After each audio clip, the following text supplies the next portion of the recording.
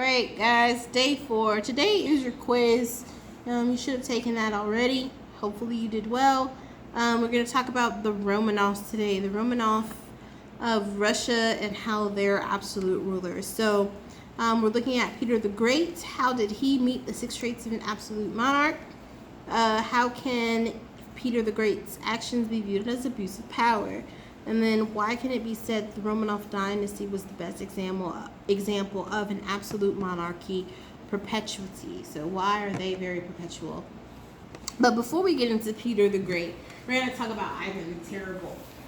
This is a whole documentary. I think this thing is like 45 to an hour and a half long. I can't remember which one, but it's very good. And I really do feel sorry for Ivan, but he's going to be Russia's first example of an absolute monarch.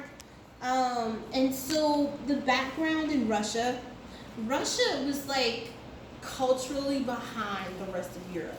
They were still doing stuff that people did in the Middle Ages. They still had serfs. They hadn't really advanced, and they were not Roman Catholic. They were Eastern Orthodox Catholic. So just culturally different. And because Russia is so vast, if you look at the map, over here, you notice that Russia is in both Europe and Asia. So they're Asian Russians, very much culturally different from the European Russians. So there was a lot to deal with. One of the things was the Mongols. So if we're looking at Mulan, like the Mongols of China reigning in, messing with the Russian government, so they had to put those rebellions down. Just various things that are going on. So they're going to have absolute monarchy in about 1546. Now, they also had noble conflicts. So the noble conflict that Ivan had to face was with the boyars. Boyars. They are nobles, Russian nobles. They were vying for power in Russia, trying to control the monarchy. And so Ivan became king at 3 years old. That is because his parents were murdered by the boyars. And he was taken by one of the boyars who successfully murdered his own parents. And he was ruling in Ivan's stead because Ivan was just 3. He couldn't rule over a kingdom. And he was abused as a child. He was isolated, locked in closets. He was beaten. And so he was a troubled child. Growing up, suffering at the hands of his quote-unquote keepers since his parents died. And so his main goal, Ivan, was to free himself from that oppression. And he really does it. He goes like beast mode on all the nobles. When he becomes of age, he sits them all at a table and just murders them all at the table. And I'm really kind of happy, but I'm sad, but anyway. So he does that. And he self-inflicted harm on himself as a result of his treatment as a young child in a young developing age. But he seized power by killing off the boyars who were around him at age 16 years old. So if you coming into power, straight murdering people, you're going to rule absolutely. So he comes in very violent, everybody is scared. And so one of the things that he does is that he read a lot about the Roman Caesars and how powerful they were. And he was inspired to rule like them. Very powerful, centralized government. And so he took on the title of Tsar, C-Z-A-R. It's also T-S-A-R in other spellings. But a Tsar literally means Caesar in Russian. And so he is the first to use that title, but all other kings in Russia will take on that title after Ivan. Now, Ivan wasn't terrible all the time. When he first started ruling, He had a lot of victories in war. He stabilized Russia by providing peace. Because he killed those boyars, there was a lot of peace for the people. They didn't have to worry about being killed because one boyar was fighting another boyar for their influence and power. He created a code of laws, and he was very just in his rulership. And one of the reasons why he was able to be a good ruler was because of his wife, Anastasia. Now, he married her. She had a calming effect on the crazy. Literally, he was crazy. But she died. She died in 1560, and he thought that she was poisoned by the boyars, and this is where he gets ape shit crazy. So he will create a secret police, and they were tasked to hunt down anybody who was even suspected guilty of poisoning his wife, and he put them to death. He killed not only them, he killed their wives, their children, even the peasants that worked in their house. Just murdered, massacred everyone. He killed so many people, like thousands of people died in this manhunt over who killed his wife. His wife actually died of natural causes. He literally went insane. Now, he had 2 children. His oldest son was going to take over for him. His oldest son married, and he lived in the palace with Ivan. His wife lived with Ivan, and she ended up being beaten by Ivan. She was walking around the castle without like one of her garments. It was like the top coat over this huge display of clothing that she had to wear, and he was beating her for it. And his son got in between his wife and his dad, and he hit his son over the head in a violent rage and accidentally killed him.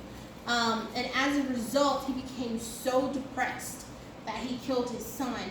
He ended up dying himself, and his second son ended up having to take over as heir. And his second son was like kind of mentally disabled, so he died before Ivan was ever able to have any more children, and so Ivan loses the perpetuity of his empire. And so what ultimately happens is there's a vacuum, and this is why it's so important for nobles to have, or for kings to have children, because he had no one to replace his power. The next person coming up was a whole new dynasty, a distant relative of Ivan, and they ended up ruling Russia, the Romanov dynasty.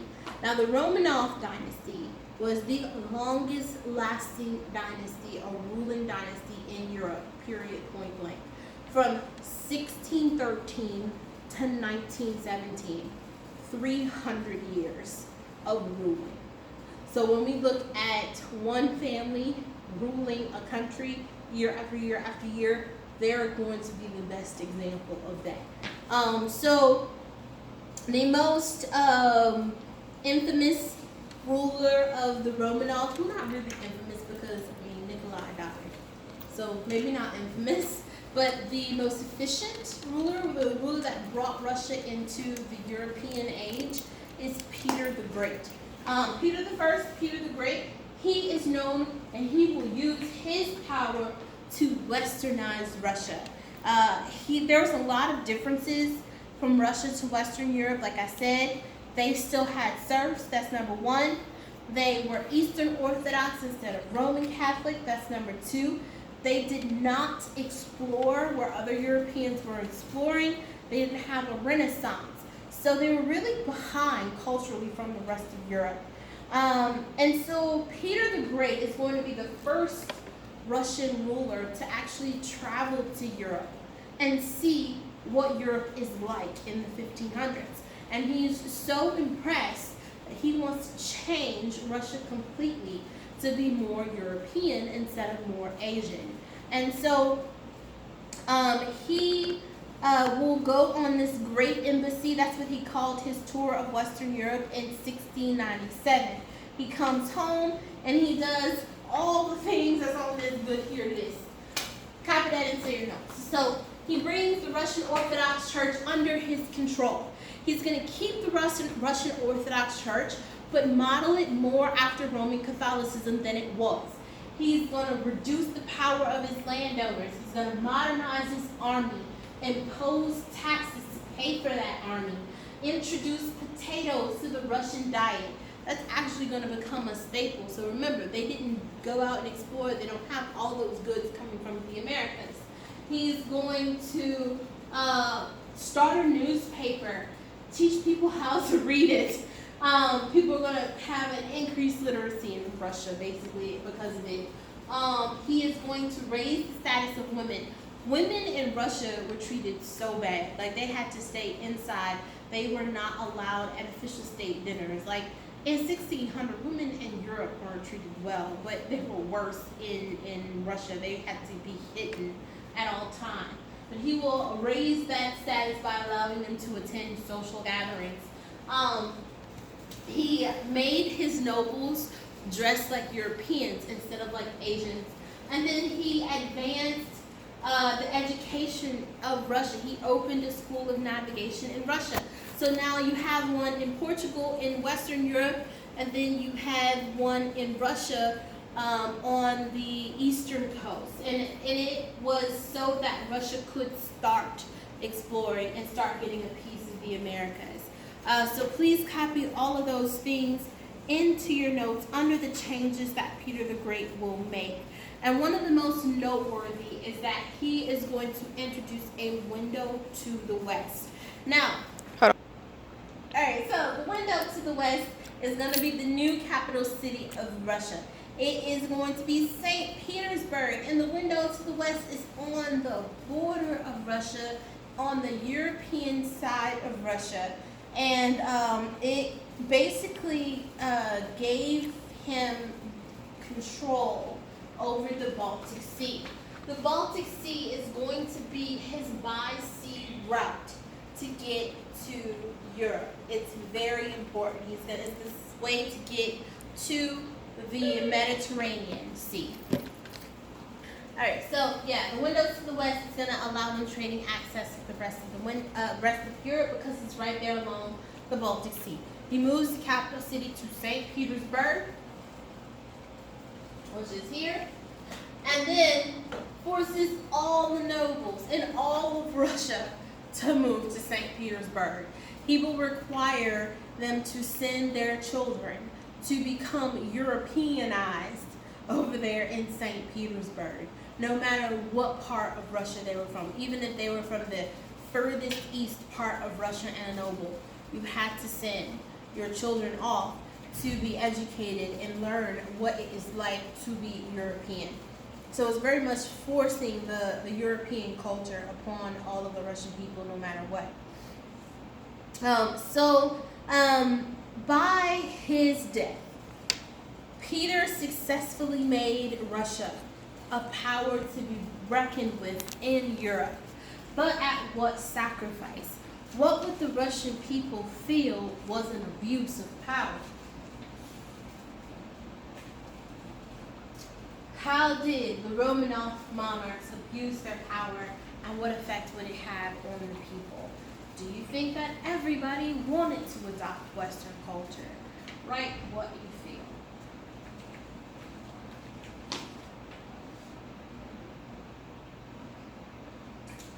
Alright, so tomorrow when I return, I'm going to tell you about the Tudors of England and the two wars in your notes.